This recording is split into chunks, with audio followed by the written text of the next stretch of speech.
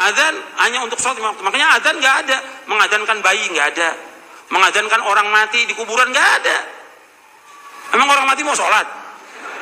Nggak ada. Jadi saya pakai bantahan untuk Syekh Yazid Jawas ini dengan menggunakan referensi dari ulama-ulama mereka sendiri, Syekh Shalih Fauzan, Ibnu Qayyim Al-Jauziyah, dan Ibnu Baz. Bismillahirrahmanirrahim. Assalamualaikum warahmatullahi wabarakatuh.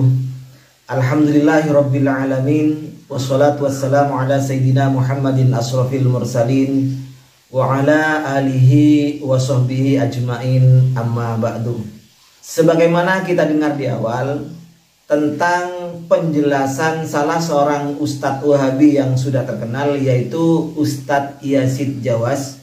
Beliau menjelaskan tentang adzan untuk mayit dan adzan untuk bayi yang baru lahir. Menurut penjelasan beliau, adzan ini hanya untuk sholat 5 waktu. Jadi tidak ada adzan untuk bayi yang baru lahir, untuk orang yang meninggal dunia. Tidak ada. Jadi adzan hanya untuk sholat. Jadi tidak ada adzan untuk bayi yang baru lahir, tidak ada untuk adzan orang yang sudah meninggal dunia. Baik, yang kita akan bahas di sini, bongkar di sini adalah tentang penjelasan beliau mengenai adzan untuk bayi. Masalah untuk mayit kita bahas di kesempatan yang lain. Jadi jawaban beliau sudah jelas bahwa mengadzani mayit ini tidak ada dasarnya, tidak ada di dalam Islam menurut beliau.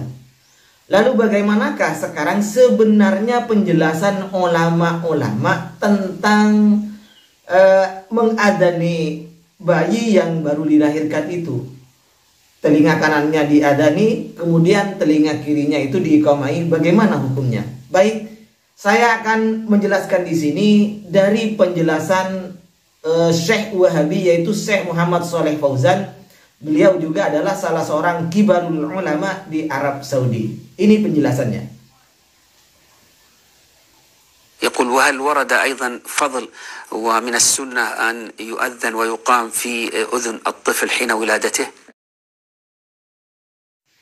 Jadi pertanyaannya, apakah warada fi sunnah, apakah ada dasarnya di sunnah tentang keutamaan mengadzani bayi yang baru lahir di telinga kanannya dan mengiqamai di telinga kirinya? Apakah ini ada dasarnya? نعم هذا من حقوق الطفل على والده أنه يؤذن في أذنه اليمنى ويقيم الصلاة في أذنه اليسرى ليكون أول ما يسمعه الطفل ذكر الله سبحانه وتعالى. نعم. Menurut beliau, Syekh Shalih Fauzan ini dengan tegas menjelaskan na'am warada fi sunnah. Iya, jelas ini ada dasarnya di sunnah mengadzani bayi yang baru lahir di telinga kanannya dan diiqamai di telinga kirinya. Tujuannya apa? Beliau sampai menjelaskan bahwa pertama kali yang akan didengar oleh bayi yang baru lahir ini adalah kalimat-kalimat thayyibah, lafaz-lafaz Allah. Ini yang akan didengar.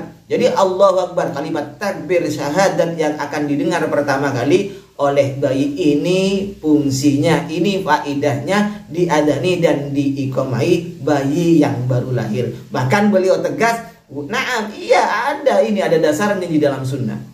Bahkan salah seorang Ustadz Wahabi menjelaskan bahwa ini ada dasarnya juga, sebagaimana yang dijelaskan oleh Syekh Syafiq Riza Basalamah. Ini temannya Syekh Yazid Jawas. Ini penjelasan beliau.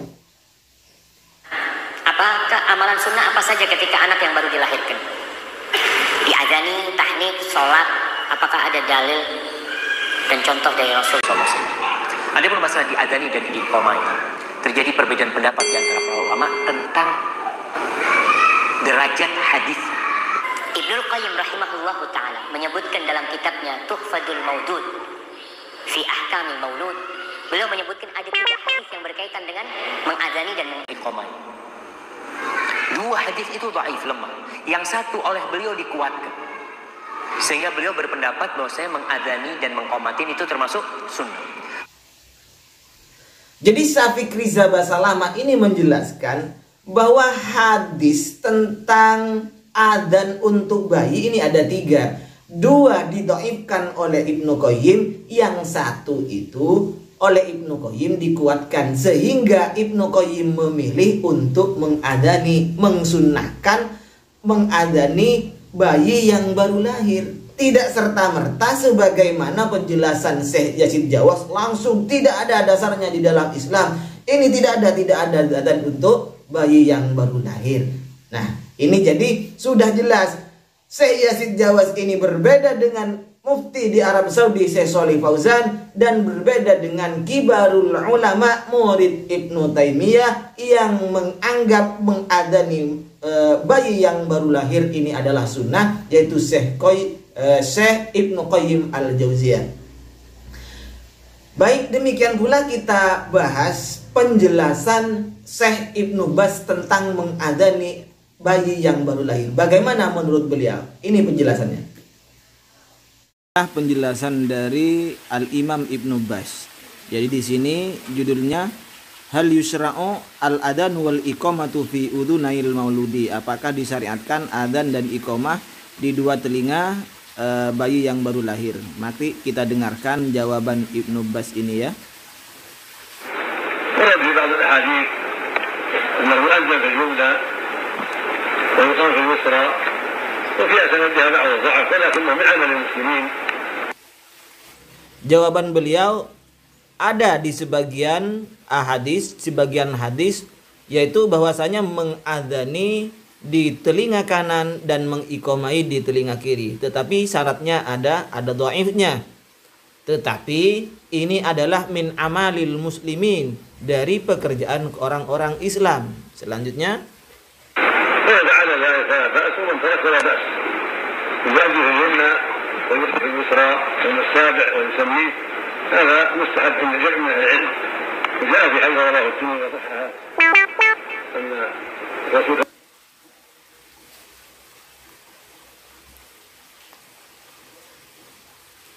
karena ini adalah pekerjaan orang-orang Islam, maka tidak apa-apa dikerjakannya, juga ditinggalkannya pun tidak apa-apa. Mengadani di telinga kanannya, mengiqamai di telinga kirinya pada hari ke-7 dan diberi nama ini adalah mustahabun inda jam'in min ahlil ilmi. Ini dianggap mustahab, dianggap sunnah oleh sebagian atau segolongan dari ahli ilmu.